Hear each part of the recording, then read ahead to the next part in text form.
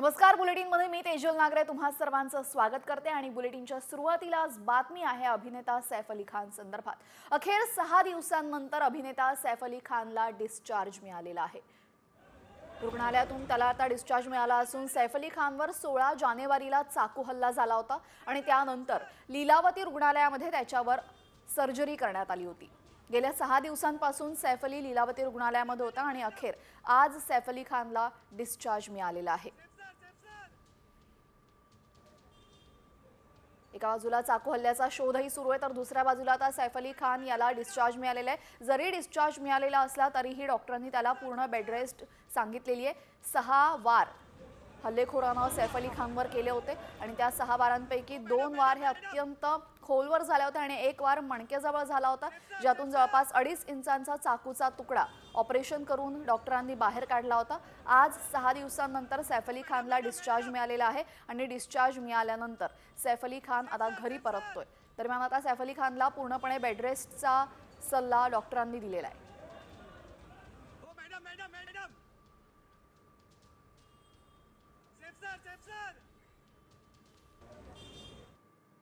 दरम्यान आता सैफ अली खानवर झालेल्या हल्ल्याचा संपूर्णपणे शोध हा पोलिसांकडनं घेतला जातोय आणि रात्री जी संपूर्ण घटना घडली त्या सीनचं रिक्रिएशन आता करण्यात आलेलं आहे। आरोपी मोहम्मद शहजादाला घटनास्थळी नेऊन पोलिसांनी सर्व घटनाक्रम समजून घेतला।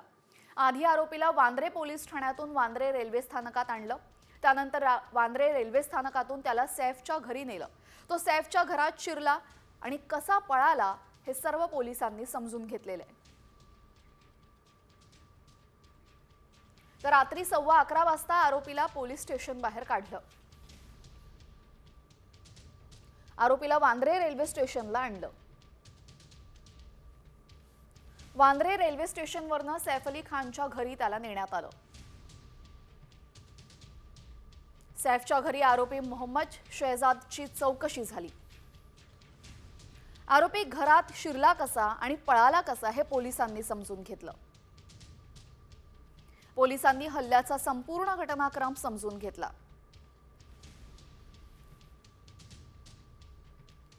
यानंतर आता बातमी आहे बीडमधून। मस्साजोग गावचे सरपंच संतोष देशमुख हत्या प्रकरणामध्ये आता वाल्मिक कराडचा पाय आणखीन खोलात जाईल असा पुरावा समोर आलाय। संतोष देशमुख यांच्या हत्येचा संबंध आवादा कंपनीकडनं मागण्यात आलेल्या खंडणीशी जोडला जातोय। 29 नोव्हेंबरला विष्णू साठे आणि वाल्मिक कराड यांच्याकडनं अवादा कंपनीकडनं खंडणी मागण्यात आली होती आणि त्याच दिवशी वाल्मिक कराड आणि विष्णू साठे यांची भेट झाल्याचं सीसीटीव्ही फुटेज आता समोर आलेलं आहे। हे सीसीटीव्ही फुटेज विष्णू साठे याच्या केज कार्यालयाबाहेरचं आहे आणि 29 नोव्हेंबरला वाल्मिक कराड या कार्यालयामध्ये आला होता। त्यावेळेस कराडसोबत संतोष देशमुख यांची निर्घृणपणे हत्या करणारे प्रतीक घुले, सुदर्शन घुले आणि त्यांचे मित्र दिसतायत। विशेष म्हणजे या संपूर्ण हत्या प्रकरणामध्ये संशयास्पद भूमिका राहिलेले आणि निलंबित झालेले पीएसआय राजेश पाटील सुद्धा कराडला भेटल्याचे सीसीटीव्ही फुटेजमध्ये दिसतंय। त्यामुळे हा व्हिडिओ आता गँग्स ऑफ परळी विरोधात भक्कम पुरावा मानला जातोय। दरम्यान आता हे सीसीटीव्ही फुटेज समोर आलेलं आहे आणि हे सीसीटीव्ही फुटेज समोर आल्यानंतर यावर लोकप्रतिनिधींनी ॲक्शन घेऊन पुढील तपास गतीने कसा होईल हे पाहावं अशी प्रतिक्रिया धनंजय देशमुख यांनी दिलेली आहे। या सर्वांची सखोल चौकशीची मागणी आता करण्यात आलेली आहे।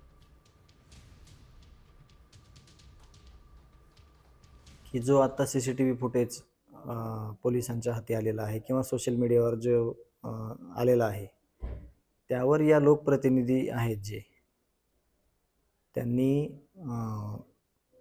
यावर ॲक्शन घेतली पाहिजे किंवा घ्यायला लावली पाहिजे आणि त्यातून पुढील तपास कसा गतीने होईल याकडे लक्ष दिलं पाहिजे। वहिनींना फोन झालेला होता, वहिनींना सोबत बोलणं झालं। त्यापेक्षा आता जो सीसीटीव्ही फुटेज आलेला आहे त्यावर ह्या सगळ्यांना काय ॲक्शन घेता येईल हे खूप महत्त्वाचं आहे।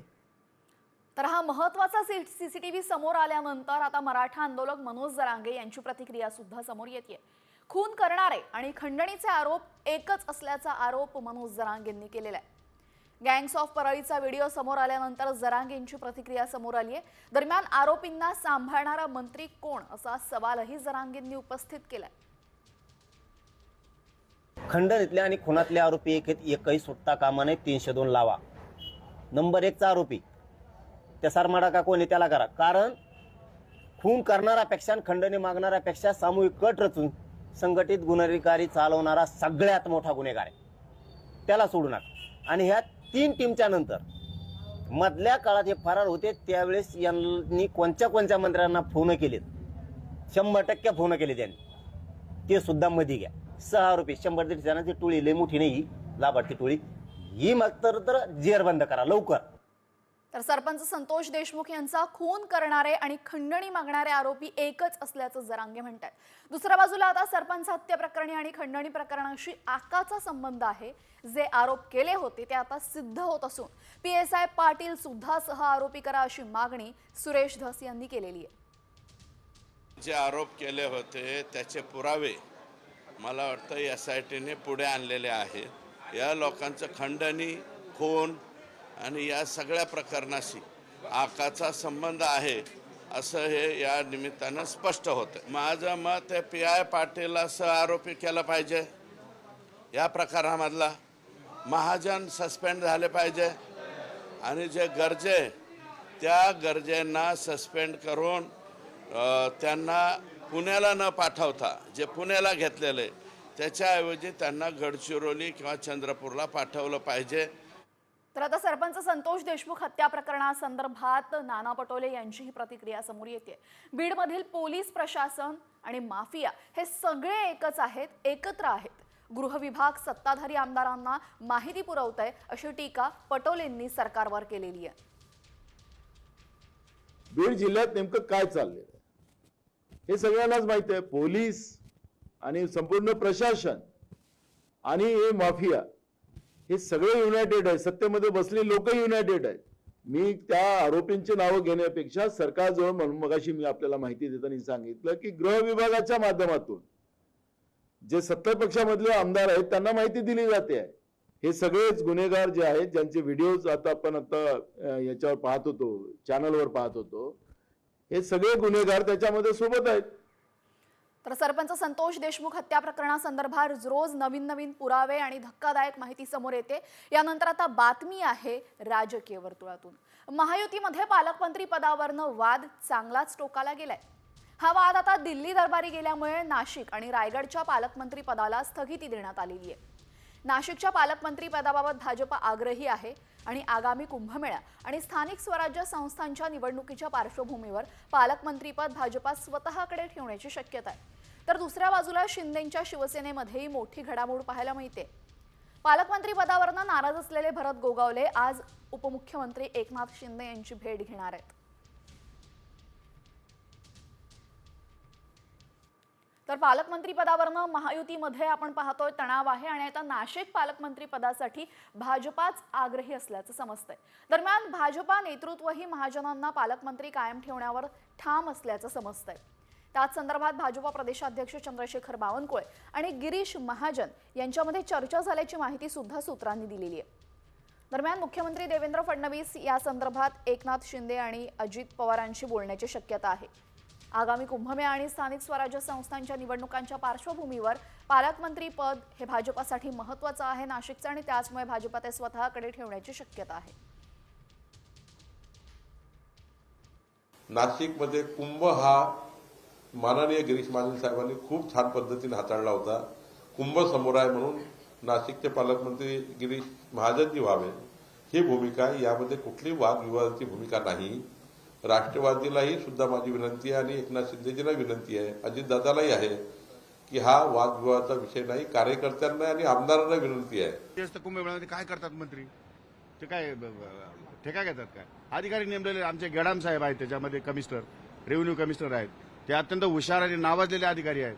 त्यामुळे तशा प्रकारचा काही प्रकार होणार नाही, होतही नाही. नाशिक जिल्हा मोठा आहे, प्रत्येकाला असं वाटतं की तो जिल्हा आपल्याकडे राहिला तर आपल्याला राजकीय फायदा होईल. पण एक गोष्ट मात्र खरी आहे की जिल्ह्याचा लोकल माणूस जर असला तर त्या ठिकाणी कार्यकर्त्यांच्या ओळखी पाळखी, पक्षाचे पदाधिकारी, जिल्ह्यातले प्रश्न हे सुटण्यासाठी किंवा समजण्यासाठी जरा सोपं होतं. तर अशा पद्धतीने पालकमंत्री पदावरनं महायुतीमध्ये खटके उडत असल्याचं आपण बघतोय.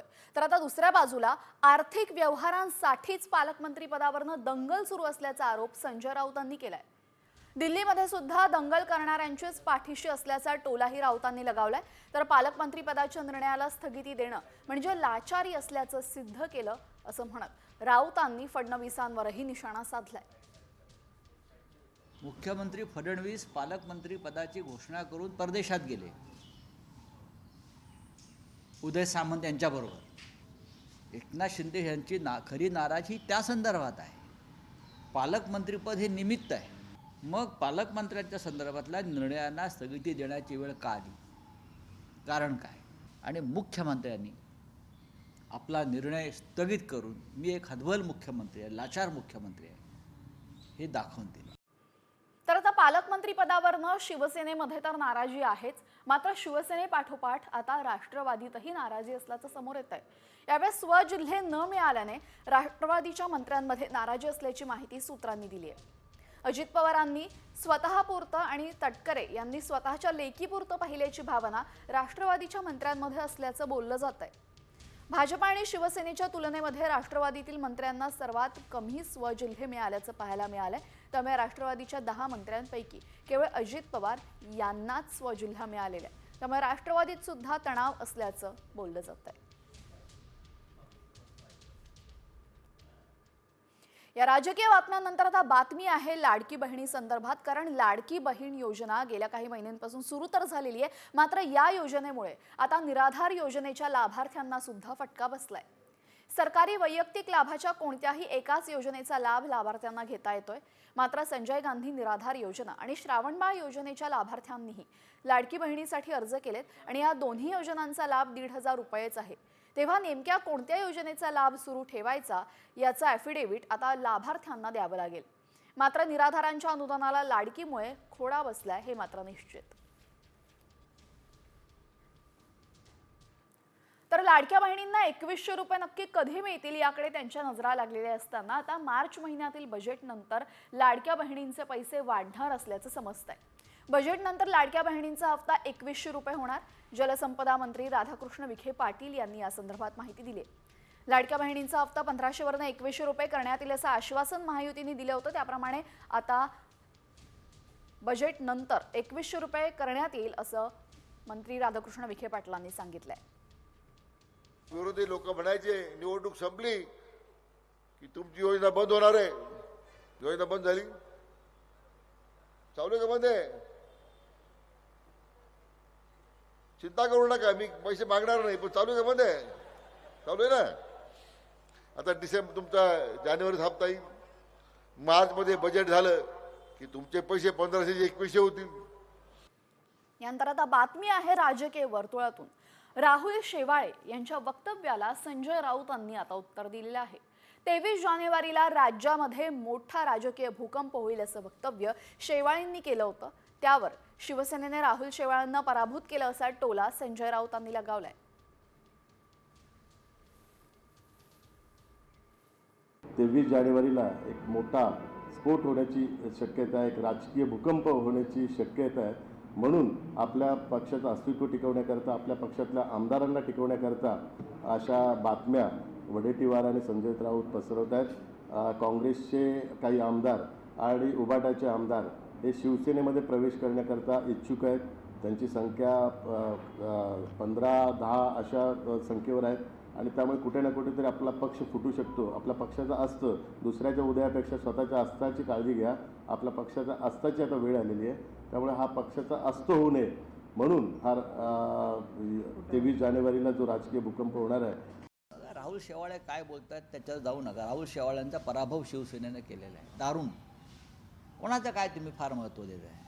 तुम्ही तुमचे सगळे लटकते आणि भटकते आत्मा होणार आहेत. नंतर या दारातून त्या दारात, ह्या दारातून सगळे लटकते भटकते आत्मा फिरणार आहेत. अमित शहांचा आशीर्वाद आहे म्हणून निवडणूक आयोग तुमच्या पाठीशी आहे. अमित शहांचा आशीर्वाद आहे म्हणून सर्वोच्च न्यायालय हवा तसा निकाल तुम्हाला देतो आहे. अजून काय आहे तुमच्याकडे? तर आता निलेश राणे यांनी संजय राऊतांवर टीकास्त्र लागलेलं आहे. संजय राऊतांचं महाराष्ट्रासाठी नक्की योगदान काय आहे अशी घणाघाती टीका निलेश राणेंनी केली आहे. तर सर्व आमदार उपमुख्यमंत्री एकनाथ शिंदेंसोबत आहे. आमचा संसार नीट चालू असल्याचं देखील ते म्हणतात. सगळे आम्ही शिंदे साहेबांबरोबर आहोत. सगळं हा संसार व्यवस्थित चालू आहे, कुठेही काय अडचण नाही, येणारसुद्धा नाही. कारण का आम्ही कुठल्या हेतूने आलेलोच नाही आहे. हिंदुत्व हा विचार असेल आणि महायुती ते कोण बाजूला ठेवायचे, तर हे सगळे जे काय महाविकास आघाडीने ज्यांनी भकास करून टाकला ना महाराष्ट्र आणि देश, अशा लोकांना सत्तेपासून लांब ठेवणं हे आमचं कर्तव्य समजतो आम्ही. म्हणून संजय राऊत काय बोलतो, अहो त्या माणसाला कामधंदे नाही हो. या सर्व महत्त्वाच्या ब्रेकिंग न्यूज नंतर आता कृषी विषयक बातम्यांचा घेऊयात वेगवान आढावा. सिंधुदुर्ग जिल्ह्यातील दोडामार्ग तालुक्यामध्ये काजू पिकावर कीड रोगाचा प्रादुर्भाव वाढलाय. कोवळी काजू बी खाणाऱ्या किडीच्या उपद्रवाने काजू बागायतदार हवालदिल झालेत. जिल्ह्यामध्ये इतर भागात देखील काजू बी कांडवळण्याचा प्रकार यापूर्वीही झालेले आहेत.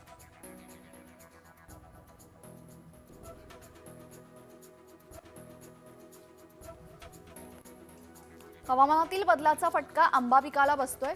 तुडतुडा आणि कीड रोगाचा प्रादुर्भाव आंबा पिकावर झालेला आहे. शिवाय मोहर तसेच फळधारणा झालेल्या ठिकाणी पुनर्मोहर सुरू झाल्याने फळगळतीचे संकटही ओढावलंय. त्यामुळे बागायतदार आता चिंताग्रस्त आहेत.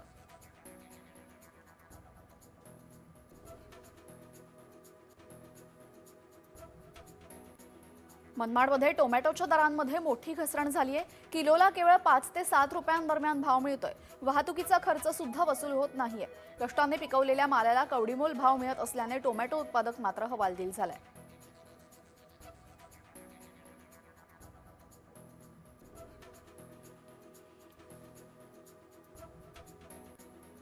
नंदुरबार जिल्ह्यामध्ये ढगाळ वातावरणाचा हरभरा पिकाला फटका बसलेला आहे. वातावरण बदलामुळे हरभरा पिकावर मोठ्या प्रमाणात घाटे अळीचा प्रादुर्भाव झाल्याचं दिसून येत आहे. त्यामुळे शेतकऱ्यांच्या हातातोंडाशी आलेला घास हिरावला जाण्याची भीती शेतकऱ्यांनी व्यक्त केली आहे.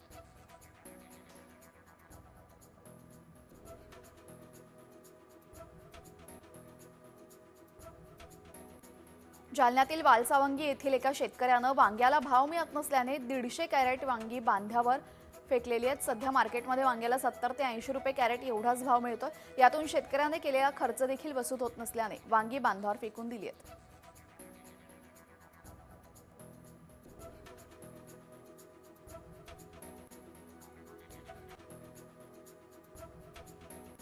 आंबेगाव तालुक्यामध्ये कांदा लागवड अंतिम टप्प्यात आली आहे. यंदा तालुक्यामध्ये कांद्याची विक्रमी लागवड झाली असली तरीही बदलत्या वातावरणामुळे विविध रोगांचा प्रादुर्भाव होत असल्याने शेतकरी चिंताग्रस्त आहेत.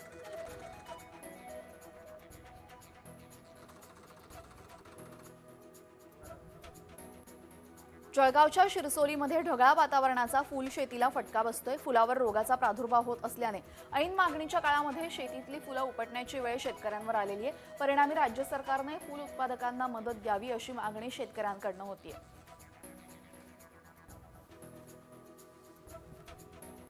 मावळमधील शिरगाव येथील शेतकरी रोहिदास गोपाळे यांनी गावरान कांद्याचं पीक घेतलंय. गावरान कांद्याला बाजारामध्ये मोठी मागणी आहे. गोपाळे यांच्याकडे 4 एकर शेती आहे. दरम्यान त्यापैकी 1 एकरमध्ये हा प्रयोग केलेला आहे.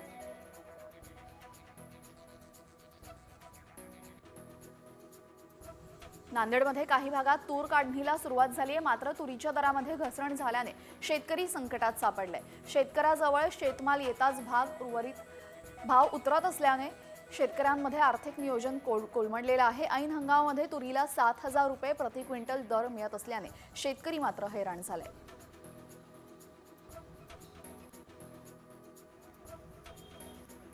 बांगलादेशाने भारतातून आयात होणाऱ्या संत्र्यांच्या आयात शुल्कामध्ये मोठी वाढ केलेली आहे. नागपूर जिल्ह्यामध्ये 25 आणि उर्वरित महाराष्ट्रामध्ये 25,000 हेक्टर याप्रमाणे संत्रा लागवड क्षेत्र आहे. त्यातील 2.5 ते 3 लाख टन संत्रा निर्यात बांगलादेशात केली जाते.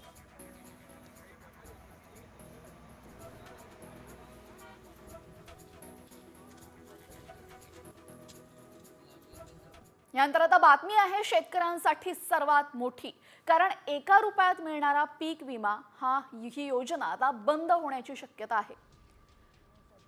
1 रुपयात पीक विमा मिळतो, मात्र हा पीक विमा आता बंद होणार अशी शक्यता आहे. कारण बोगस अर्ज आणि गैरव्यवहारांमुळे 1 रुपयातील पीक विमा योजना बंद करण्याची शिफारस करण्यात आलेली आहे. कृषी आयुक्तांच्या अध्यक्षतेखालील समितीने ही शिफारस केली असून एका अर्जापोटी शेतकऱ्याने किमान 100 रुपये भरावेत अशी ही सूचना समितीने केलेली आहे. ओडिशातील 1 रुपयामध्ये पीक विमा योजना राबवण्यात आली होती, मात्र तिथेही मोठ्या प्रमाणात भ्रष्टाचार झाल्याने ती योजना बंद करण्यात आली. आता महायुती सरकार याबाबत नक्की कोणता निर्णय घेतं हे पाहणं महत्त्वाचे ठरणार आहे.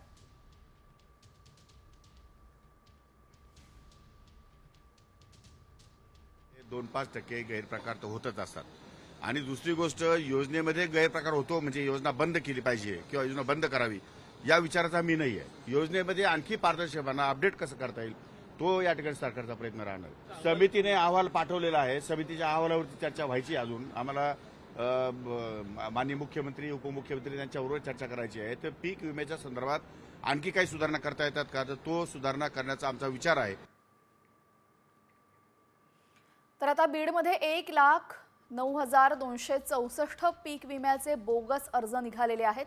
साताऱ्यामध्ये 53,137 बोगस अर्ज, जळगाव जिल्ह्यामध्ये 33,786 पीक विम्यासाठीचे बोगस अर्ज निघालेत. तर परभणीमध्ये 21,315 पीक विमा बोगस अर्ज, सांगलीमध्ये 17,217,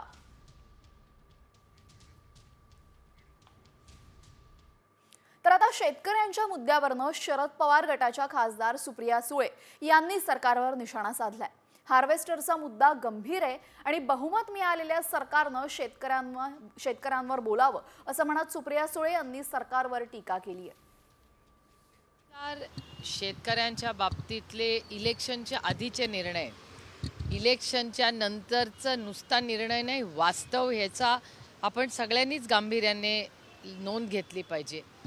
एक तर हार्वेस्टरचा जो अतिशय गंभीर प्रश्न, तो नुसता आरोप नाही झालाय, तो आरोप कोर्टानेही सरकारला प्रश्न विचारलेत, त्याच्या उत्तराची मी वाट बघते. त्यामुळे माझी अपेक्षा की एवढा मोठा मॅन्डेट आलेल्या सरकारने ह्या विषयांवर बोललं पाहिजे.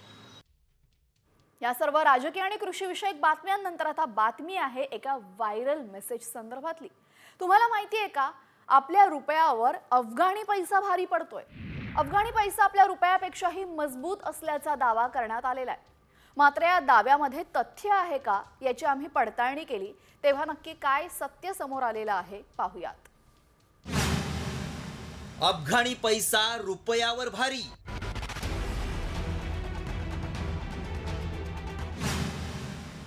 डॉलर समोर रुपयापेक्षा अफगाणी चलन मजबूत. व्हायरल मेसेज मागचं सत्य काय?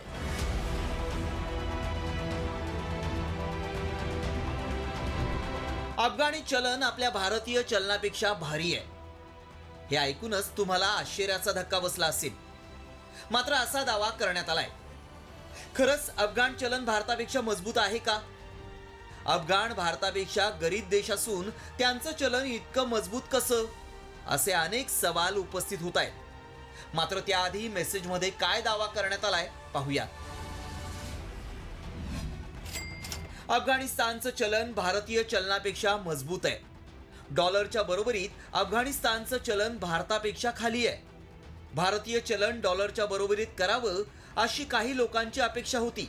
हे आश्चर्यकारक आहे. हा मेसेज व्हायरल होत असल्यानं अनेकांना आश्चर्य वाटू लागलंय. पण खरंच अफगाणी चलन भारतापेक्षा मजबूत आहे का, याची माहिती जाणून घेण्यासाठी आमच्या व्हायरल सत्य टीमनं पडताळणी सुरू केली. याबाबत एक्सपर्ट मुद्देसूद माहिती देऊ शकतात. अफगाणी चलनाचा दर हा भारतीय चलनाच्या दरापेक्षा तुम्ही म्हणाल तसं भारी आहे, परंतु ही वस्तुस्थिती आहे. परंतु याचा अर्थ अफगाणी अर्थव्यवस्था ही आपल्या अर्थव्यवस्थेपेक्षा जास्त सशक्त आहे असा जो काढला जातो आहे तो संपूर्णपणे चुकीचा आहे. खरं म्हणजे कुठल्याही देशांच्या अर्थव्यवस्थांची तुलना ही चलनाचं जे मूल्य आहे त्याच्यावरून केली जाऊ शकत नाही. त्यामुळे आमच्या पडताळणीत काय सत्य समोर आलं पहा. डॉलर समोर अफगाण चलनाचा दर 73 रुपये इतका आहे. भारताचा डॉलर समोर दर 86.62 रुपये इतका आहे. अफगाण चलन भारतापेक्षा भारी असण्याची अनेक कारणं आहेत. चलन भारी असलं तरी अर्थव्यवस्था भारताचीच मजबूत. अफगाण चलन भारतावर का भारी आहे याची कारणं देखील आम्ही जाणून घेतली. अफगाणिस्तान जगातील सर्वात गरीब देशांपैकी एक देश आहे. अफगाणिस्तानात अमेरिकन डॉलर आणि पाकिस्तानी रुपयावर बंदी आहे. अफगाणिस्तानात ऑनलाईन व्यापारही केला जात नाही.